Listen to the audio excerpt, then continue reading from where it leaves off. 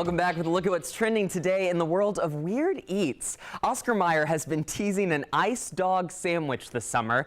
Yes, the madness beside me can actually be consumed and is now up for grabs for those daring enough to try it.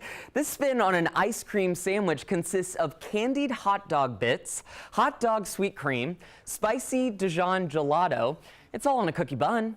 Well, if you're curious, tweet hashtag Oscar Mayer ice cream and hashtag giveaway until 7 o'clock tonight for a chance to win a box of these bad boys before you. And if these can at all be considered a pregnancy craving for some expectant moms out there, I'm getting a box for Cara Kinnear, Avi, first and foremost, and one for friend of the show, beauty expert Emily Loftus, who just announced on Instagram this morning that she is expecting.